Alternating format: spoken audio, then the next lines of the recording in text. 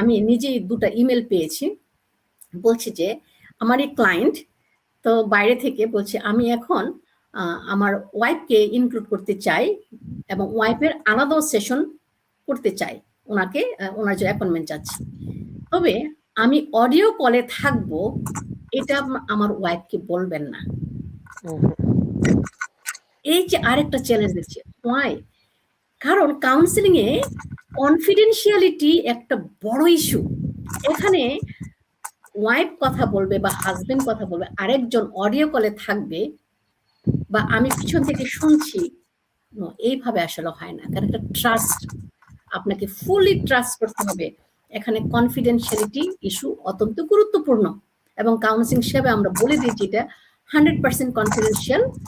শুধু কয়েকটা ক্ষেত্রে এখানে কিছু কনফিডেন্সিয়ালিটি ব্রেক হতে পারে, যেমন সুইসাইডের ক্ষেত্রে, সুইসাইডের প্ল্যান বা কাউকে খুন করার প্ল্যান বা কোনো শিশু বা বয়স্ক ব্যক্তিকে কোনো ধরনের অ্যাবিউজ, এই 3টা ক্ষেত্র ছাড়া আসলে কোনোভাবে কোনো কিছু কনফিডেন্সিয়ালিটি ব্রেক করা যাবে না।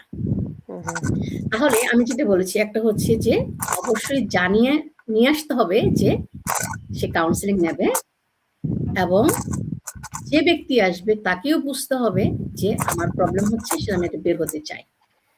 তবে কোনো কোনো ক্ষেত্রে যদি আমি বলি ড্রাগ অ্যাডিকশনের ক্ষেত্রে, তারা নিশ্চয়ই তার পরিবর্তন করতে চায় না। তারা মনে করে যে না, আমি ড্রাগ নিচ্ছি, এটা তো আমাকে ফুরফুরে মেজাজ দিচ্ছে, আমি ভালো আছি, আমি কেন পরিবর্তন করব?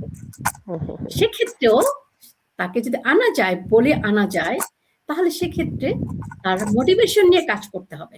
তাহলে কাউন্সিলিং এর একটা পর্যায় থাকে যে মোটিভেশনাল ইন্টারভিউইং প্রসেস। এই প্রসেসের মধ্য দিয়ে তাকে মোটিভেট করে অবশ্যই তাকে সেবার মধ্য দিয়ে সুস্থ করা সম্ভব।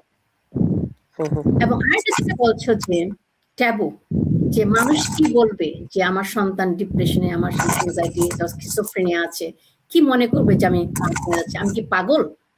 নো, আসলে আমরা কিন্তু এখন অনেক এগিয়ে, এআই এর যুগে, আলফা জেনারেশন, আমরা জেন জি এখন অতিক্রম আলফা জেনারেশন চলে আসছি। তাহলে এখন মানুষ কিন্তু অনেক সচেতন। এখানে কোনোভাবে কেউ আপনাকে কি করবে না, জাজ করবে না। কারণ শারীরিক সমস্যা হলে বা শারীরিকভাবে অসুস্থ হলে যেমন চিকিৎসা আমরা নেই, মানসিকভাবে অসুস্থ হলে আমরা চিকিৎসা দিব।